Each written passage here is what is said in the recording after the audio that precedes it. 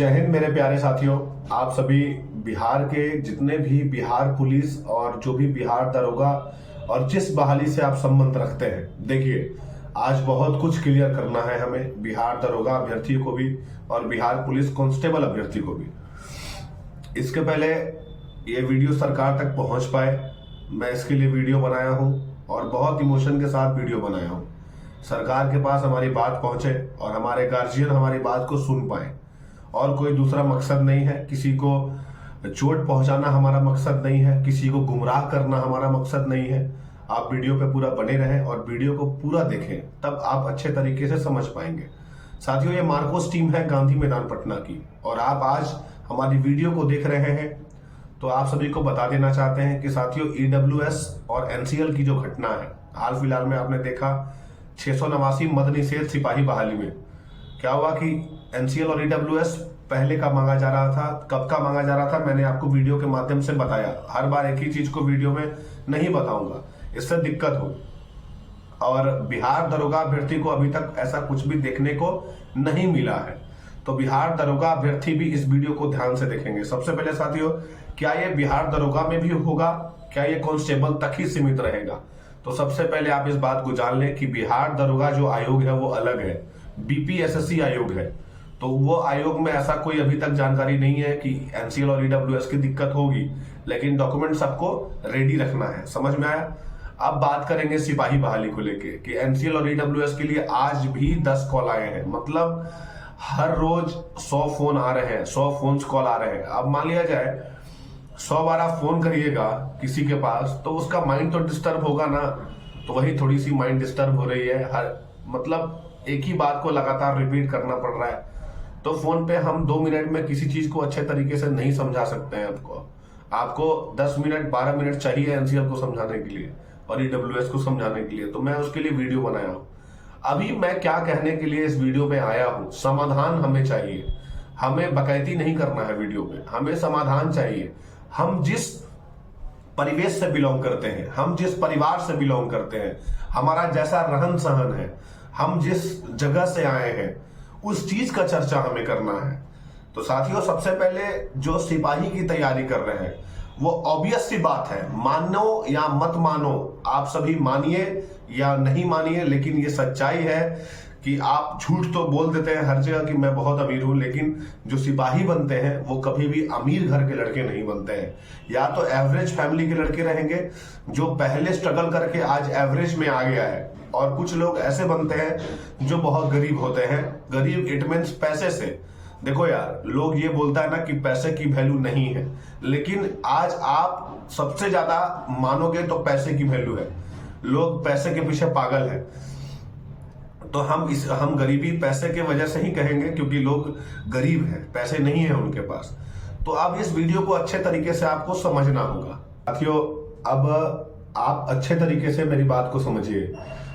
जो गरीब घर से लड़के आए, वो बहाली का इंतजार किए, उसके पीछे पैसा खर्च हुआ और काफी मुश्किल से तैयारी हुआ। इतना आसान नहीं है बन जाना। किसी नौकरी में मेरिट तक जाना, समझ लीजिए डायरेक्ट शंकर भगवान से मुलाकात। तो आप ये बात ध्यान रखिए कि मेरिट तक जाना इतना आसान नहीं है, और एक गरीब परिवार का लड़का कर भी क्या सकता है सर। आप भी आज अगर चेयरमैन बने हैं तो उसके पीछे कई संघर्ष होंगे। आपने आईएएस क्वालिफाई किया, आईएएस एक साधारण लड़का क्वालिफाई नहीं कर सकता है, उसको काफी मेहनत करना पड़ता है। स्टार्टिंग में तो सबको एवरेज होता है, लेकिन बाद में जो मेहनत के दौर में जो ज्यादा मेहनत करेगा उसी की सिलेक्शन होती है। तो आप भी आईएएस बने, आपकी परिवार वाले भी बहुत आपके पीछे चिंतित रहते होंगे और रिजल्ट को लेकर उनको भी काफी आश होगा। तो वैसे ही इस जो भी कांस्टेबल की तैयारी कर रहे लड़के बहुत ही गरीब परिवार से हैं। आप बिलीव करिए, हमने अपने आंखों से देखा है, हम खुद उस जिंदगी को झेल रखे हैं। पैसे नहीं होते हैं, काफी लाइफ में परेशानियां होती हैं, लेकिन फिर भी बेटा को पैसा भेजना पड़ता है, बेटियों को पढ़ाने के लिए रिस्क लेना पड़ता है। एक तो आज का माँ बाप बेटी को भेजना नहीं चाहता है बाहर, ऊपर से पैसा लगेगा तो कोई चाहता भी नहीं है कि बेटी को। ये सच्चाई है, मानिए या मत मानिए, मेरी बात 2 मिनट के लिए बुरा लगेगा। आज बिहार में ये स्थिति बन चुकी है कि अगर जिसका 2 बेटा और 1 बेटी है तो बेटा को पढ़ाना चाहता है, बेटी को नहीं पढ़ाना चाहता है, जो सच्चाई है। और बेटी को नहीं पढ़ाने के कारण बेटी का शादी कर देता है, घर में कलह लड़ाई झगड़ा, बेटी पढ़ नहीं पाती है, काफी ज्यादा सेल्फ डिपेंडेंट नहीं हो पाती है। और अभी जो लड़की सेल्फ डिपेंडेंट होना चाह रही है उसको अगर हम इस कागज के लिए छाटेंगे तो ये कहां तक उचित है।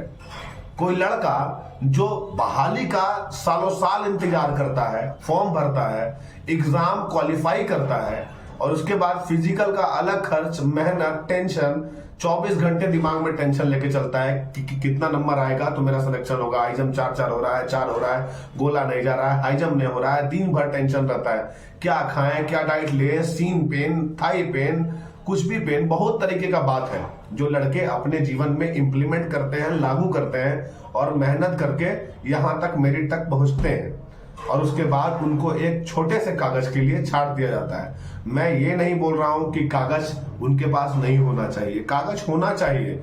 अगर आप एक नोटिस जारी करते और नोटिस जारी करने के बाद आप अगर उस नोटिस में ये दर्शाते कि आप जल्दी से बनवा लो, पहले ही फॉर्म से पहले, आज तक बिहार में जो बहाली हुई 8415 फायरमैन, 76 पोस्ट मद निषेध, 365 पोस्ट मद निषेध, इसमें ऐसा कोई रूल था नहीं था।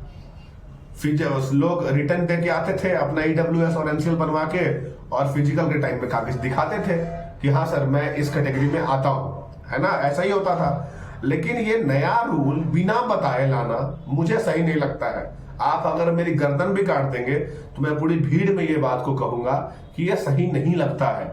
आप बहाली होती है, आप बहाली करवाते हैं, हर जगह बहाली होती है, एकदम स्ट्रिक्टली बहाली लीजिए।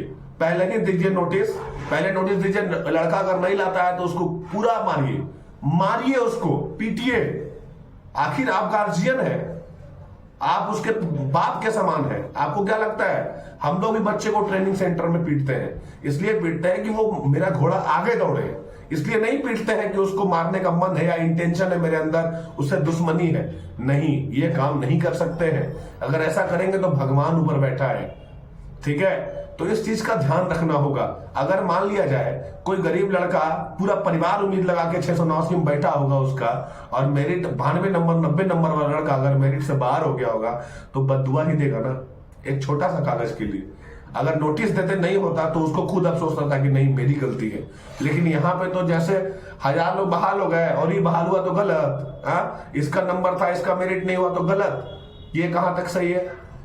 हम लोग उस परिवार से बिलोंग करते हैं सर, हम लोग उस खानदान से हैं जहां पर रिलेटिव आते हैं और पैसा देते हैं ना तो माँ छीन लेती है और माँ छीनने के बाद क्या करती है कि उसका प्याज टमाटर और आलू ले आती है घर में खाना बनाने के लिए। ऐसा स्थिति हम लोगों के परिवार में है। आप इस बात को, जो मेरा विद्यार्थी वीडियो देख रहा होगा उसको समझ में आ रहा होगा। ऐसे परिवार से बिलोंग करते हैं, ऐसे परिवार से हम लोग बिलोंग करते हैं कि घर में अनाज होता है तो बेच के कॉपी किताब खरीदते हैं, वैसे परिवार से बिलोंग करते हैं।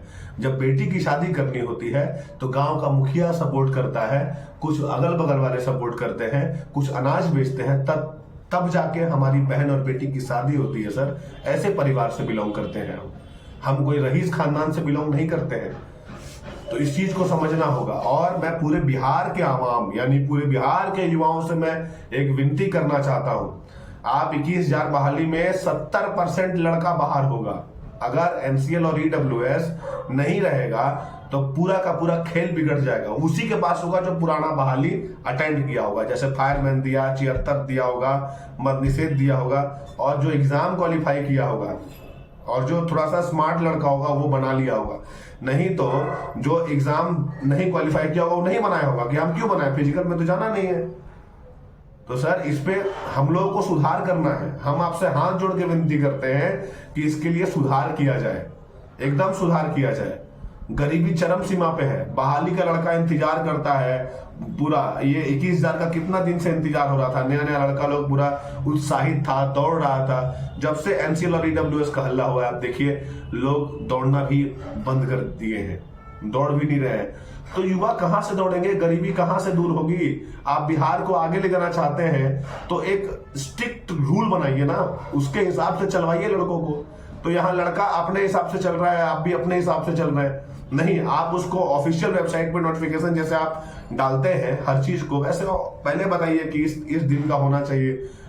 हम लोग हैं लड़कों को समझाने के लिए, जिसको नहीं समझ में आएगा हम लोग वीडियो बनाएंगे, समझाएंगे सर। तो ये चीज सही होगा। और पूरे बिहार के युवा जो सरकार के खिलाफ बोल रहे हैं, इधर उधर मैं देख रहा हूँ वीडियो खिलाफ बोल रहे हैं, तो ये करने की जरूरत ही नहीं है।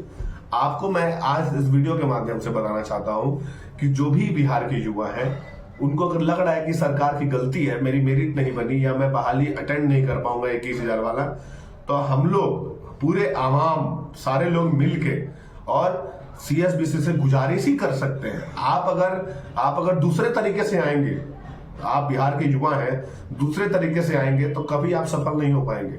याद रखिए, आयोग है वो सरकार है, सरकार से आप जीत नहीं सकते। और अगर जो भी लड़का है, उदंड लड़के भी होते हैं जो ग्रुप में होते हैं, और उदंड तरीके से अगर आप चाहिएगा कि आप आयोग को मना लीजिएगा, तो ये कभी नहीं होने जा रहा है। बात को ध्यान रखिएगा, ये काम नहीं करना है आपको, उदंडित नहीं होना है।